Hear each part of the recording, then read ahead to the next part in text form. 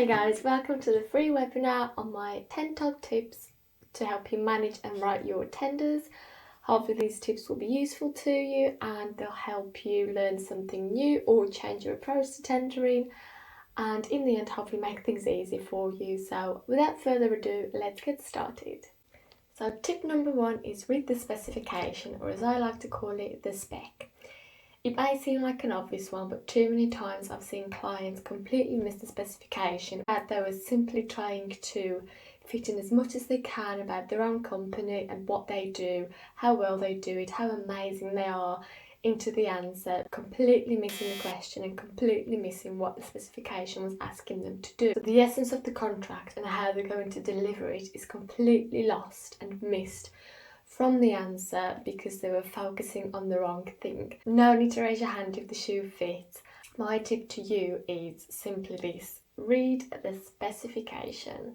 Your answer shouldn't deviate from the specification or go against it. It should simply answer all of the client's requests and what they want, which is detailed in the specification, which is why it's so important for you to read it. Highlight the key points that the buyer has asked for in the specification. Make a list if you like, so that you know what the buyer wants and what they don't want, so that you can include it in your answer. Pay attention when reading the specification and read all the other documents that come with the tender, so that you can reflect those documents within your answer to show the buyer that you've read their specification and you understand what they want from this contract.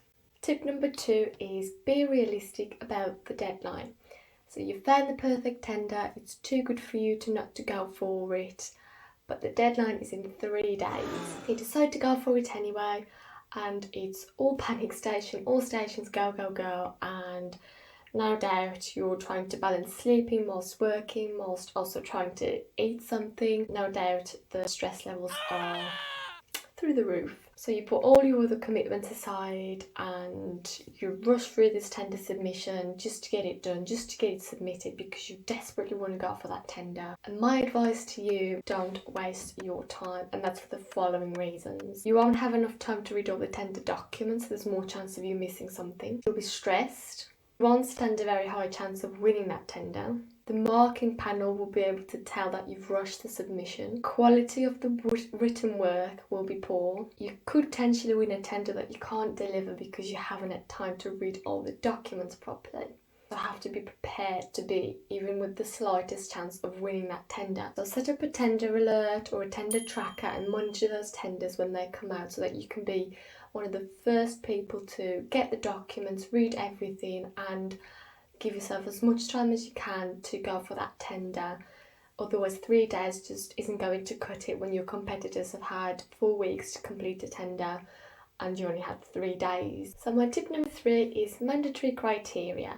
The mandatory criteria is the policies, insurances, accreditations that the buyer has set out in their questionnaire to make sure that the companies going for that tender have those minimum requirements. So they're usually marked on a pass-fail basis. If you have what they've asked for, then great, go for the tender. If you don't have something that they've asked for, then my advice to you would be don't waste your time and don't bother going for that tender, because the pass-fail mandatory criteria check is the first thing that the marking panel will check. If you don't have something that they've asked for and simply tick no, that will be a straight away fail, and they won't even bother looking at the rest of your tender, whether you've written 10 or 20,000 words, done all the pricing. They won't even look at it because you failed to provide the required insurance level or accreditation, for example. So be very, very strict with yourself when you do the mandatory criteria checks. If there is something that is pass-fail on the tender, make sure that you've got it so you don't waste your time. Tip number 4 is delivery, and do as you're told. If the buyer asks you to deliver the contract in a certain way, providing a certain solution, then you must do it exactly how they want it. The buyer knows what they want and you should be able to deliver it. If you have an alternative solution that you propose, then you should cover their solution first and the way that they want the contract delivered first as a priority.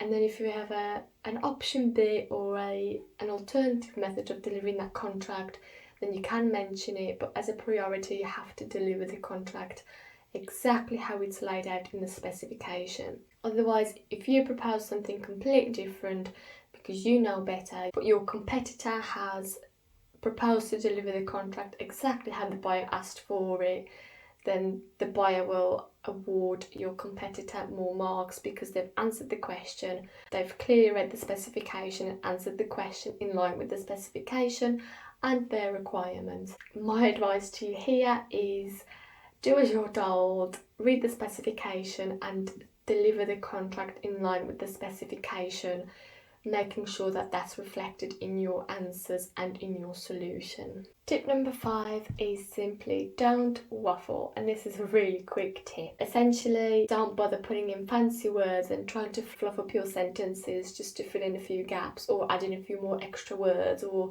make a tender sound a little bit more fancy and more extravagant. That's not what the buyer is looking for. That's not what the marking panel will be looking out for. What they'll be looking out for is the essence of information, the point you're trying to get across.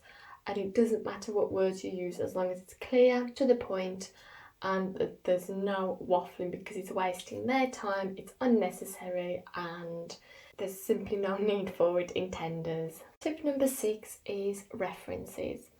So within a questionnaire, you'll often have space for 3 references. They are very, very often overlooked by bidders who simply put in a few sentences about the contract or just a contract title, and that's simply not enough. You need to be spending a lot more time detailing your contract references. The description section at least should be between 250 and 500 words, unless there's been a word count stipulated.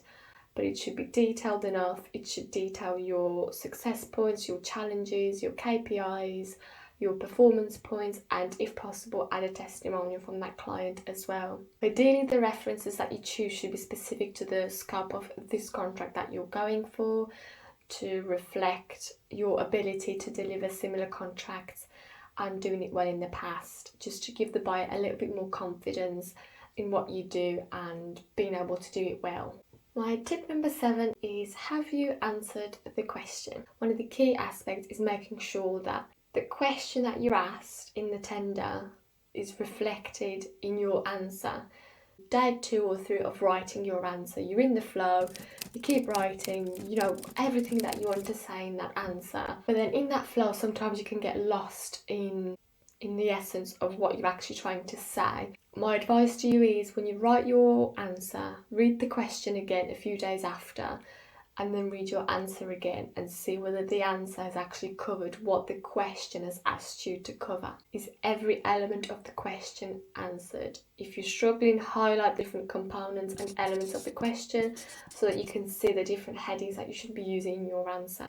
A fresh pair of eyes can really work miracles on a tender, so if you're ever unsure about your answer or the flow of it or whether it answers your question, give it to someone else. A fresh pair of eyes is really, really crucial in checking your tenders and making sure that you've hit the mark. Tip number 8 is a tender library. Being organised with tenders is something I could probably do a webinar by itself. It's really, really important for you to be organised, because if you have your policies and all your different documents in different folders, in different sections of your computer or different clouds, different systems, then it's time for you to set up a better system in place and make sure that if you're working on the tender, someone else that's helping you can have easy access to those same documents as well, so that you can collaboratively work together on tenders, making your life easier and making the tender process a lot more organised. So set up a tender library, get all your documents, all your essential previous tenders or policies, accreditations, insurance documents, all in one place so that everyone can access it, making your process a lot more organised and your life a lot easier. If you're having to keep track of multiple tenders at one time, then set up a Excel spreadsheet so that you can keep track of all your tenders. You can create it however you feel is suitable for your flow of working, whether you put your progress in and how many questions you've done, and how many days you have until the deadline. Being organised is going to be a massive, massive help on your tenders, and it will feel like a G&T on a sunny day. Tip number 9 is team involvement. So I'm sure within your business you have field experts in their own fields, in their own sort of areas of expertise. So you might have a quality manager or a health and safety manager, a contract manager, and they all have hands-on experience and knowledge of that area of your business. So if you have a question that is about quality or health and safety, send that question to your health and safety manager or your quality manager. They don't have to answer the whole question. All you're looking for is just a few bits of information, key points, anything that will add value to the answer, any sort of statistics or case studies, because they'll have the hands-on knowledge, they'll have the first-hand experience of, what goes on the quality side of your business or the health and safety side. You're just looking for their input because their knowledge is invaluable in these tenders, and the quality of your answer could go from gaining 5 points out of 10 to 9 points because they've been a lot more specific with giving you information that is relevant to the question and is backed up with evidence, which is really, really important in tenders. And my tip number 10 is, if you're unsure, ask. You have an opportunity to ask clarifications with each tender. So if there's anything in the documents that contradicts something else in the documents, or anything that you're unsure on,